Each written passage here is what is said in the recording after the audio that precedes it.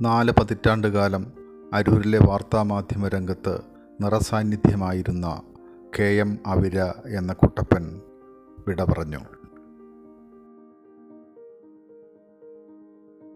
ബുധനാഴ്ച ഉച്ചയോടെ ഹൃദയാഘാതത്തെ തുടർന്നാണ് 68-ാം വയസ്സിൽ അദ്ദേഹത്തിൻ്റെ വിയോഗം. മാധ്യമപ്രവർത്തന രംഗത്ത് ഹരിശ്രീ കുറിച്ചത് ദീപിക ദിനപത്രത്തിൽ. പിന്നീട് മാധ്യമം പത്രം സ്ഥാപിതമായത് മുതൽ ദീർഘകാലം അതിൻ്റെ അരൂർ ലേഖകനായി പ്രവർത്തിച്ചു.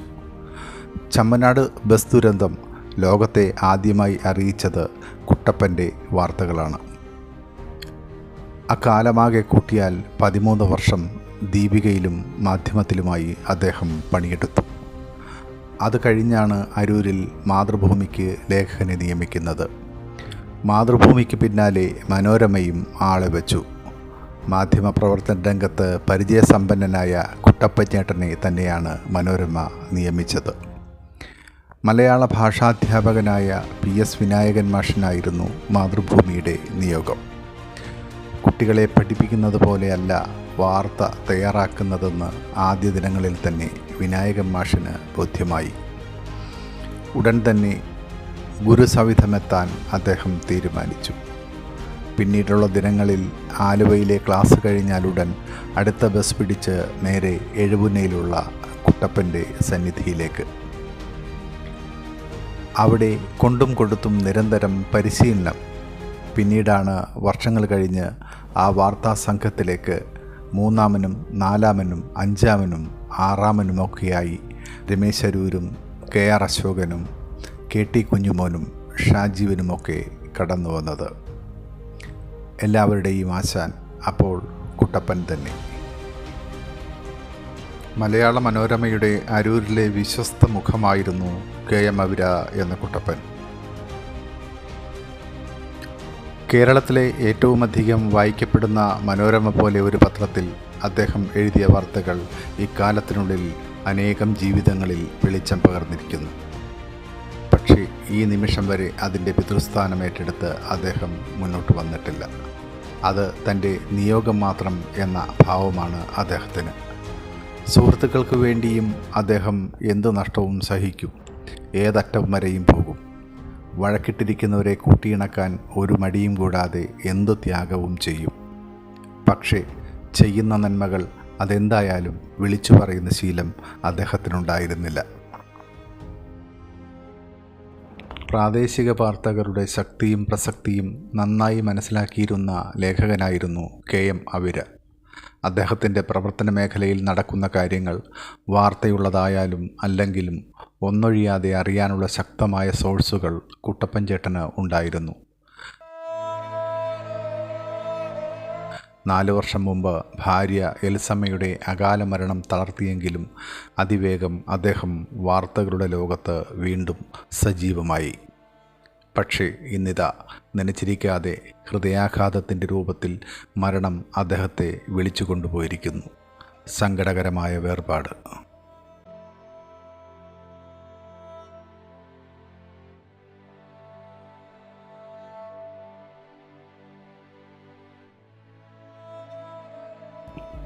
കുടുംബവും മക്കളും കൂടപ്പിറപ്പുകളും സുഹൃത്തുക്കളുമായിരുന്നു അദ്ദേഹത്തിൻ്റെ സർവസ്വവും. മൂത്ത സഹോദരൻ്റെയും സ്വന്തം ജീവിത പങ്കാളിയുടെയും പ്രിയപ്പെട്ട അമ്മയുടെയും വേർപാടിലും ദുഃഖം ഉള്ളിലൊതുക്കി മക്കളെയും മരുമക്കളെയും കൂട്ടുകാരെ പോലെ അദ്ദേഹം സ്നേഹിച്ചു.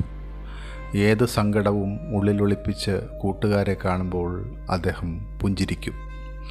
എത്ര ഒളിപ്പിച്ചാലും മുഖത്തെ വാട്ടം കണ്ട് ചോദിക്കുമ്പോൾ അപൂർവമായി ഉള്ളു തുറക്കും. വിഷമങ്ങൾ, ബാധ്യതകൾ എല്ലാം പങ്കുവയ്ക്കും.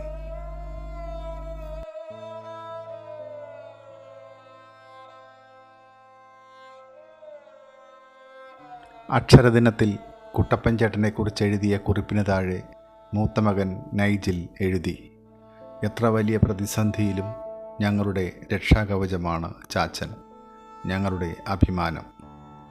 ചാച്ചൻ എത്ര വലിയ സങ്കടത്തിലിരുന്നാലും ചിരിക്കുന്നത് നിങ്ങൾ കൂട്ടുകാർ വരുമ്പോഴാണ്.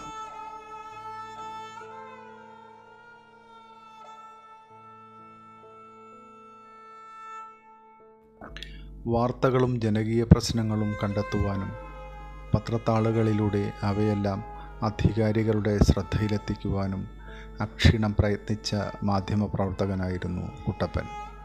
പാതിരാവെന്നോ പകലെന്നോ വ്യത്യാസമില്ലാതെ വാർത്തകൾക്ക് വേണ്ടി അദ്ദേഹം അലഞ്ഞു നടന്നു.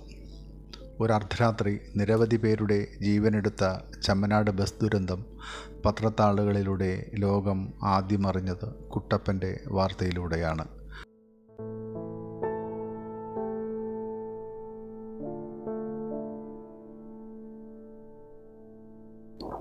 സൗമ്യവും കുലീനവുമായ പെരുമാറ്റം കൊണ്ടും ഇടപെടലുകൾ കൊണ്ടും അദ്ദേഹം എല്ലാ വിഭാഗം ജനങ്ങളുടെയും സ്നേഹത്തിനും ആദരവിനും പാത്രമായി.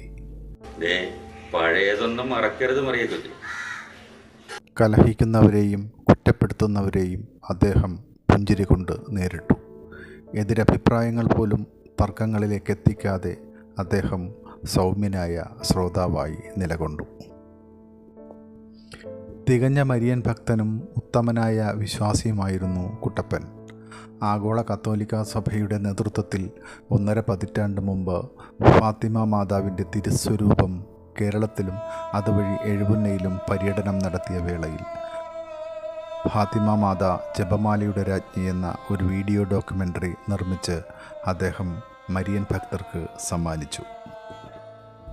സംഗീതപ്രേമിയും താളക്കമ്പക്കാരനുമായിരുന്ന കുട്ടപ്പൻ മികച്ച ഒരു തബലവാദകൻ കൂടിയായിരുന്നു എന്നത് അധികമാർക്കും അറിയാത്ത വിശേഷമാണ്.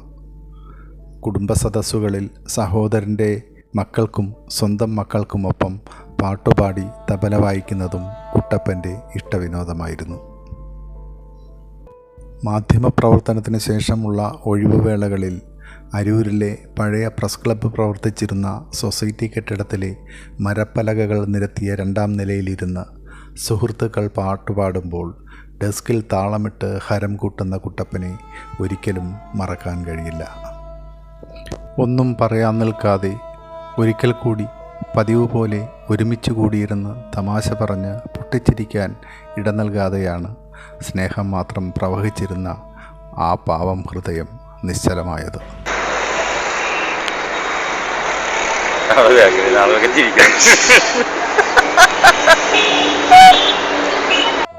ഒരു പൊട്ടിച്ചിരിയുടെ ഓർമ്മകൾ മാത്രം ബാക്കിയാക്കി ആ സ്നേഹ സാന്നിധ്യം പോയി മറഞ്ഞു.